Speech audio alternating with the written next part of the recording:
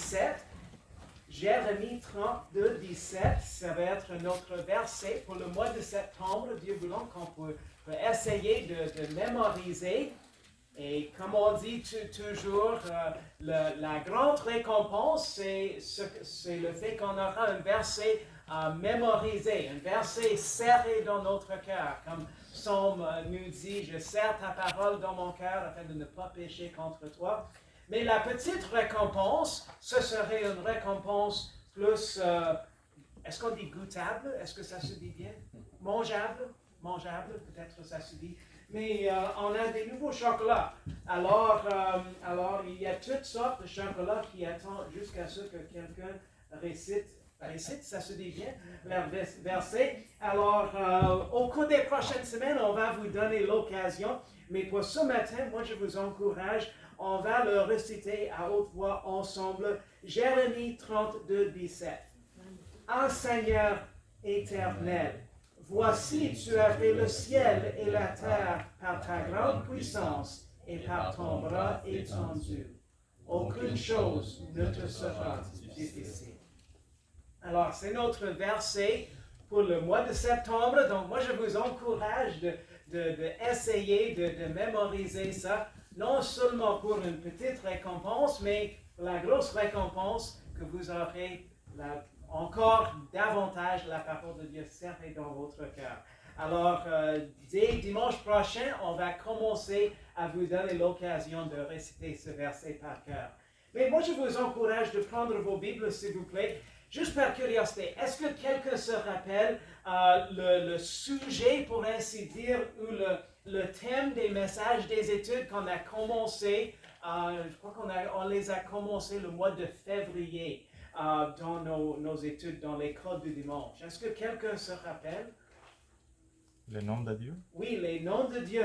Oui, bravo. Les noms de Dieu. Alors, on va continuer. On est rendu dans notre 5e étude. Alors, on va continuer dans cette série de messages sur les noms de Dieu.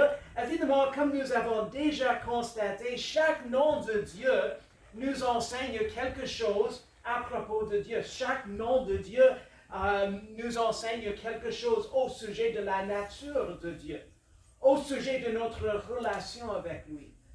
Et aujourd'hui, nous allons examiner un autre nom de Dieu, celui de El Elyon. El Elyon. Juste pour examiner le sens du mot, le sens du nom El Elyon, ce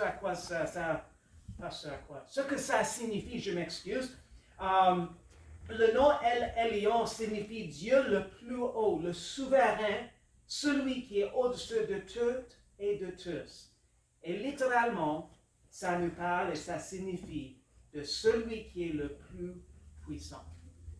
Une question à vous poser, peut-être ce serait plus pour les gars, les hommes ici ce matin, mais combien d'entre vous, surtout les hommes, les gars qui sont ici, combien d'entre vous, est-ce que vous vous rappelez, peut-être toujours ça se fait, mais lors de votre jeunesse, que les garçons se vantaient de la force de leur père? Est-ce que quelqu'un se rappelle ça? Je me rappelle lorsque j'avais, je crois que l'âge de junior, je crois l'âge de mon fils, je me rappelle à l'école, il y avait certains d'autres gars qui se vantaient de la force de leur père. Oh oui, mon père, il peut soulever 200 livres. Mon père peut soulever 250 livres, etc. Et c'est intéressant parce qu'au fil du temps, alors que les gars grandissent, alors qu'ils vieillissent aussi et deviennent adolescents, ils commencent à dire, ah, moi je suis plus fort que toi. Est-ce qu'on peut faire, comment est-ce que ça se dit un arm wrestle? Bras de fer. Bras de fer. Bras de fer.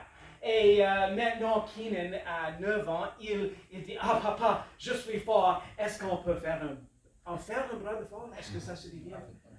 Alors parfois on dit, ok, je vais l'essayer. Et je vais lui donner parfois un petit peu de grâce, pour ainsi dire. Alors je lui permets, oh, je ne sais pas si je peux. Ensuite on revient.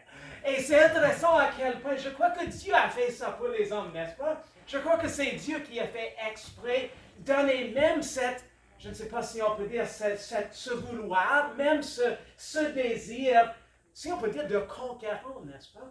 de conquérant, parce que c'est, si on peut dire, c'est vraiment ce que Dieu a planifié, que les hommes se préparent à être des leaders dans leur foyer, dans leur famille, dans leur église locale, même dans la société. Et je crois que Dieu a donné même ce désir de conquérant, même à un jeune âge. Ah, je crois que je suis plus fort que toi. Je crois que c'est...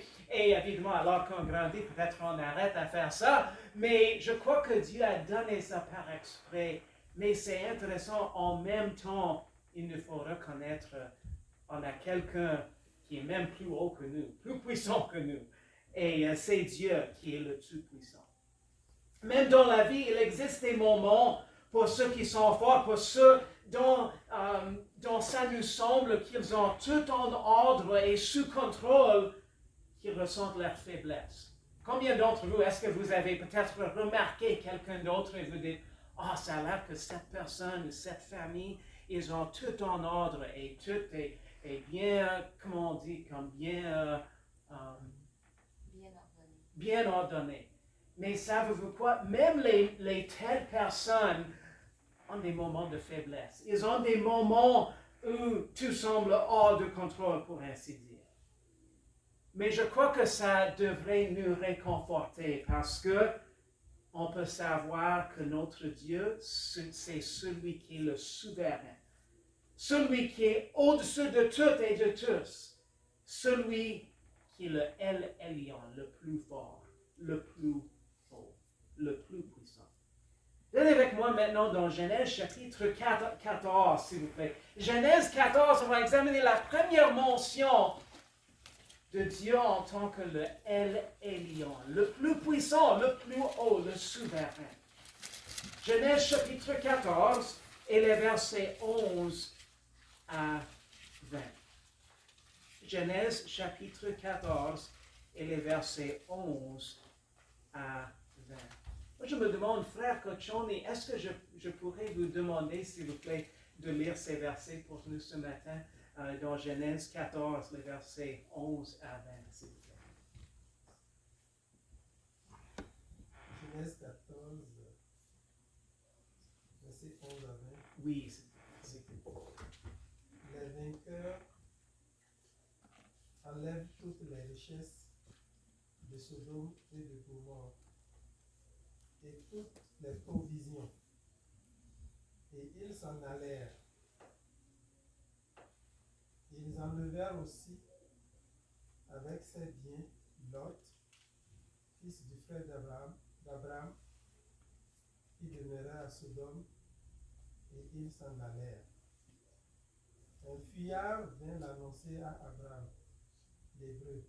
Celui-ci habitait parmi les chaînes de Mamré, l'Amorien, frère d'Escol et frère d'Aner, qui avait fait alliance avec Abraham. Dès qu'Abraham eut appris que son frère avait été fait prisonnier, il arma 318 de ses plus braves serviteurs nés dans sa maison, et il poursuivit les rois jusqu'à Dan. Il divisa sa troupe pour les attaquer de nuit, lui et ses serviteurs. Il les battit et les poursuivit jusqu'à Shoba, qui est à la gauche de Damas. Il ramena toutes les richesses, il ramena aussi Lot, son frère, avec ses biens ainsi que les femmes et le feu. Verset 17. Après qu'Abraham fut revenu vainqueur de Kédor, Laomer et des rois qui étaient avec lui, le roi de Sodome sortit à sa rencontre dans la vallée de Chavé, qui est la vallée du roi. Melchisedec, roi de Salem, fit apporter du pain et du vin. Il était sacrificateur du Dieu très haut. Il bénit Abraham et dit: Béni soit Abraham par le Dieu très haut, maître du ciel et de la terre.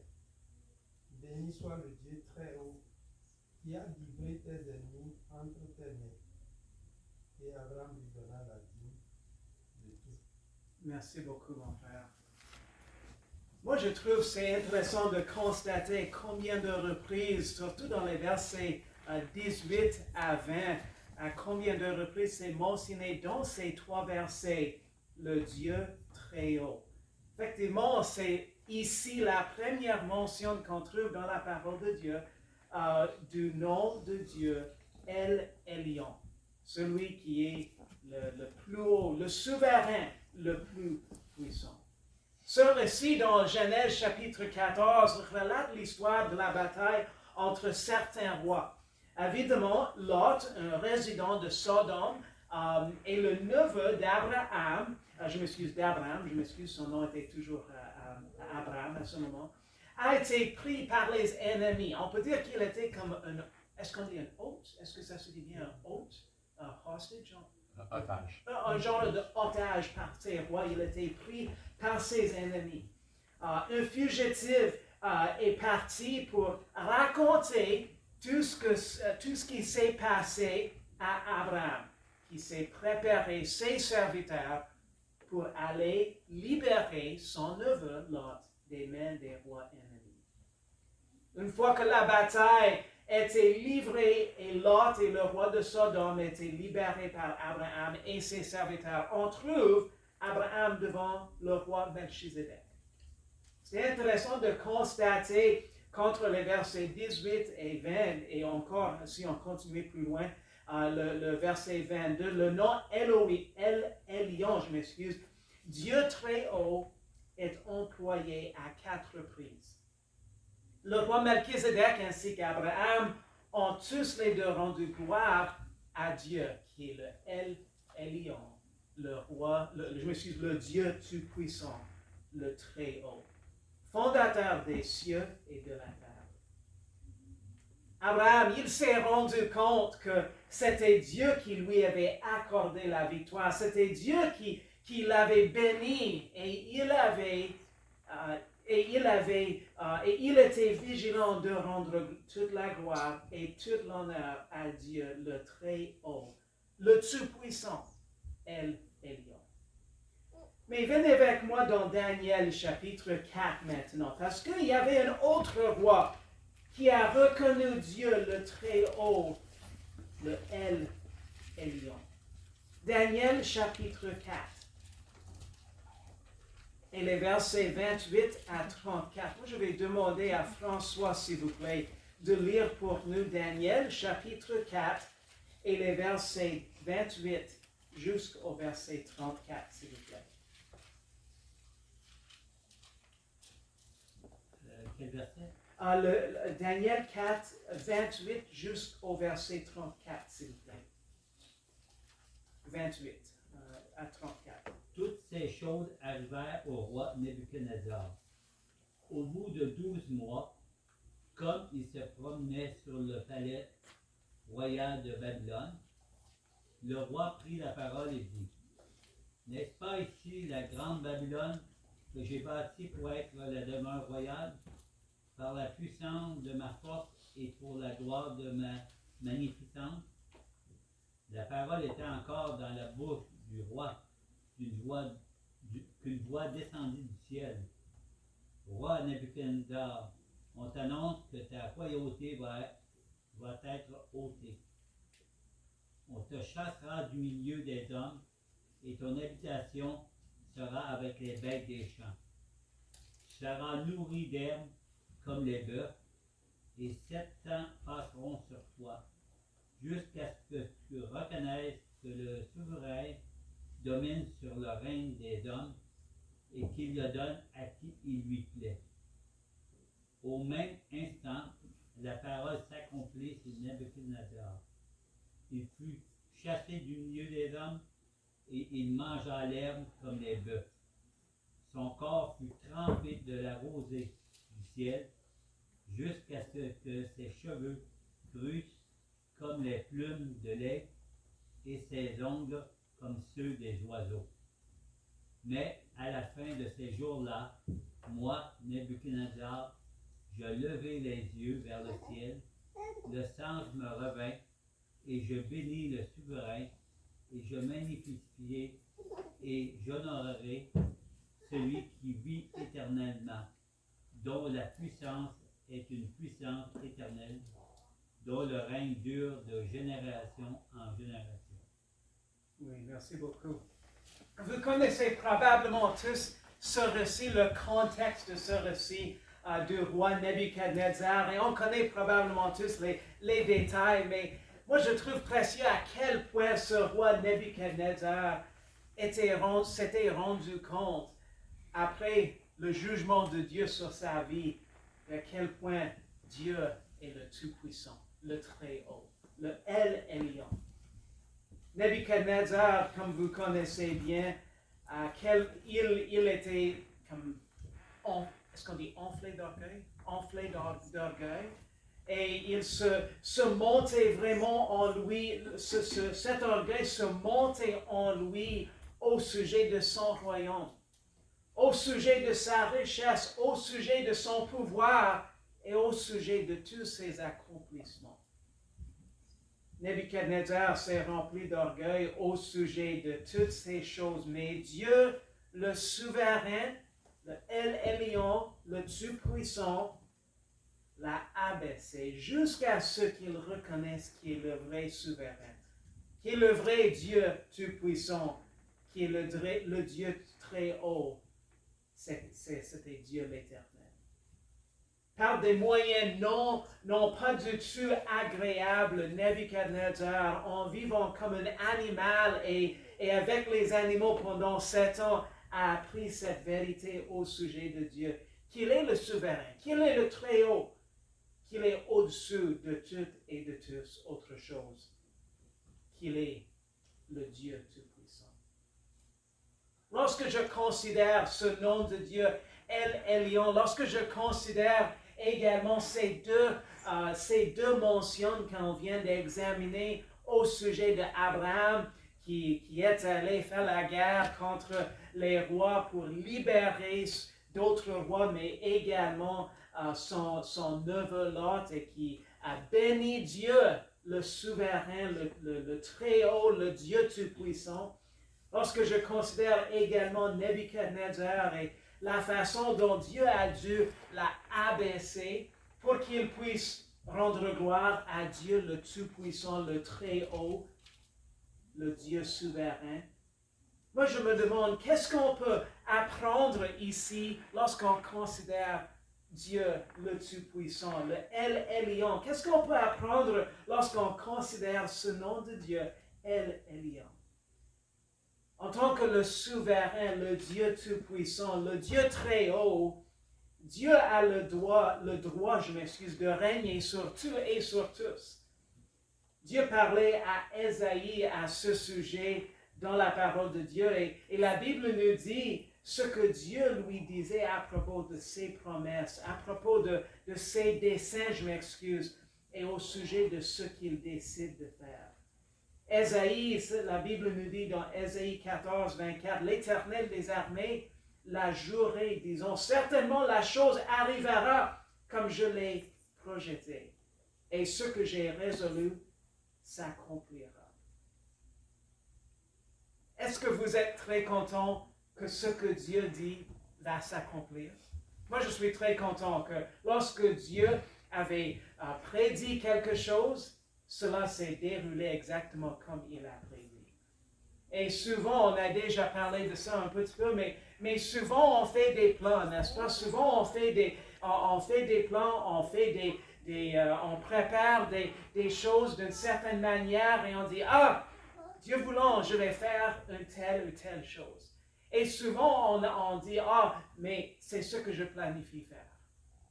Mais malheureusement, ça nous arrive que des choses peuvent interrompre nos plans, n'est-ce pas?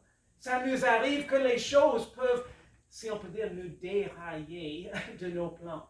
Pas parce qu'on voulait ça, mais parce que c'est ce qui nous est arrivé, parce qu'on n'est pas en contrôle de tout et de tous.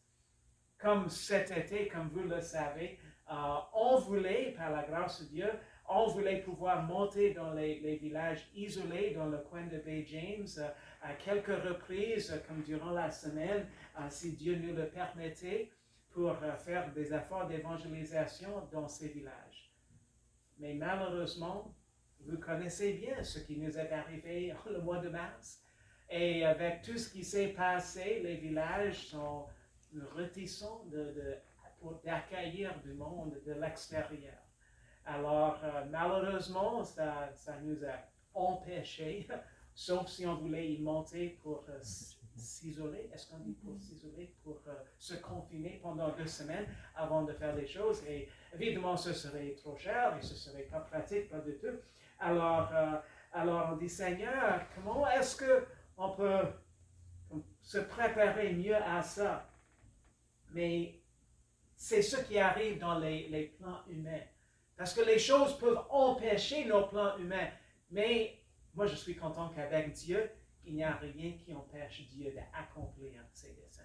Moi, je suis très content, très reconnaissant pour ça. Et ça devrait être une source de soulagement pour nous. Ésaïe 55, 8 et 9, car la Bible nous dit, car c'est Dieu qui parlait effectivement à Ésaïe, il disait, car mes pensées ne sont pas vos pensées, et vos voix ne sont pas mes voix, dit l'Éternel. Car autant les cieux sont élevés au-dessus de la terre, autant mes voix sont élevées au-dessus de vos voix. Et mes pensées au-dessus de vos pensées. Dieu est le souverain. Dieu est le Très-Haut, le Dieu Tout-Puissant. Et rien ne lui surprend. Moi, je suis content à ce sujet. Même lorsque les choses nous arrivent comme ce printemps, est-ce que je suis le seul ou est-ce que cela vous a bien surpris, tout ce qui s'est déroulé depuis le mois de mars? Je sais que pour moi, pas François, non, mais je sais que pour moi, cela m'a surpris. Parce que je crois que j'avais en tête que par la grâce de Dieu, on continuerait comme de la même façon, si on peut dire. Mais savez-vous quoi, cela m'a surpris, tout ce qui s'est passé, et même le contrôle, même par les gouvernements que ça a exigé dans plusieurs domaines. Mais Dieu n'était pas surpris par ça. Dieu, le El Elyon, le souverain, le Tout-Puissant est toujours en contrôle et il fait toujours ce qui est bien, même lorsqu'on ne comprend pas complètement son plan immédiat. Il nous faut accepter son plan, sachant qu'il connaît et qu'il sait tout, et qu'il fait toujours ce qui est bon. Petit peu comme Romains chapitre 8 nous dit, « Or nous savons aussi que toutes choses concourent au bien de ceux qui aiment Dieu, de ceux qui sont appelés selon son dessein, car ceux qu'il a connus d'avance, il les a aussi prédestinés à être conformes à l'image de son Fils, afin que celui-ci soit le premier-né de plusieurs frères. Et ceux qu'il a prédestinés, il les a aussi appelés, et ceux qu'il a appelés, il les a aussi justifiés. Ceux qu'il a justifiés, il les a aussi glorifiés. Que dirons-nous donc sur cela? Si Dieu est pour nous, qui sera contre nous? En tant que le Dieu très haut, le souverain, le plus puissant, il est digne de toute notre crainte, de tout notre respect, de toute notre obéissance. Et Deutéronome 13 nous parle à ce sujet. Ça nous dit, vous suivrez l'Éternel, votre Dieu, vous le craindrez, vous garderez ses commandements, vous obéirez à sa voix, vous le servirez et vous vous attacherez à lui. En tant que celui qui est le Très-Haut, le plus puissant, celui qui est le souverain, le Dieu El Elyon, il a tout le pouvoir. Et il a tout pouvoir, et il a toute force. Psaume 89, le verset 9 nous parle de ce sujet. Éternel Dieu des armées, qui est puissant comme toi, ô Éternel. Tu es environné de ta fidélité. Moi, je trouve c'est précieux de considérer, de constater comment la parole de Dieu nous parle de notre Dieu qui est le Tout-Puissant, de notre Dieu qui est le souverain, le Très-Haut, celui qui est au-dessus tout autre et tous autres. Oui, notre Dieu, le El Elyon, il est souverain. Il est le Très-Haut au-dessus de tous et de toutes. Il est le plus puissant. Si cela vous semble que tout semble en dehors de votre contrôle, ce n'est pas grave, parce que Dieu est toujours souverain. Et il connaît la fin dès le début.